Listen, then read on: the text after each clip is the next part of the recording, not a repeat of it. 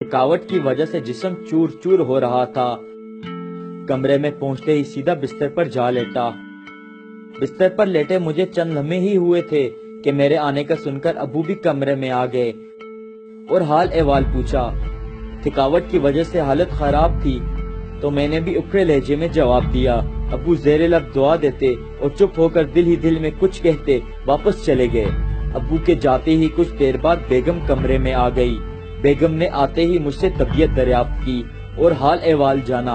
फिर मैंने बच्चों का पूछा कि बच्चे कहाँ हैं। बहुत थका हुआ हूँ, अपने जिगर गोशों को देखूंगा तो सारी थकन उतर जाएगी।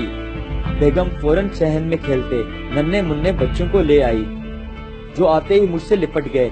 मैं भी बच्चों के चेहरे को देखकर अपनी सारी थकन भूल बैठा। अपनी शफकत कदरी उन पर निछावर करने लगा। लेकिन चंद लम्हों बाद ही वालिद मोहतरम का झुर्रियों भरा चेहरा आंखों के सामने घूमने लगा कि वो भी शफकत कदरी से मजबूर अपने बेटे को देखने आए थे, लेकिन मेरी बेरुखी के बायस वो मेरे पास न बैठ सके। इतना सोचते ही मेरी आंखों के सामने अंधेरा छाने लगा। दम सीने में घुटता महसूस होने लगा।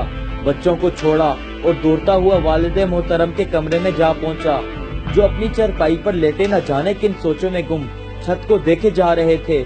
मैं उनकी चरपाई पर उनके कदमों में जा बैठा और उनकी टांगे दबाने लगा। अब्बू फौरन उठे और मुझे सीने से लगा लिया। न जाने क्यों हम बाप बेटा फूट फूट कर रोने लगे। मैं तस्लीम करता हूँ कि ऐसी राहत मुझे कभी नहीं मिली जो बाप के सीने से लिपट कर मिली। दोस्तों, हम अपने पैसों से सब कुछ खरीद सकते हैं सिवाय माँ बाप की खुशियों के। पैसा तो हमारे माँ बाप ने भी सारी जिंदगी कमाया और हंसते हंसते हम पे लौटा दिया, ये जानते हुए भी कि कल वो बूढ़े हो जाएंगे, लेकिन अपने बुढ़ापे के लिए कुछ न बचाया। आप सबसे दरख्वास्त है कि चंद लम्हे अपने माँ बाप के पास बैठ जाया करो, उनसे दुख सुख की बातें किया करो। यकीन मानो दुनिया और आखिरत में फलाह पा जाओगे। दोस्तों, इस वीडियो को इतना शेयर करें जितना अपने वालिदैन से मोहब्बत करते हैं।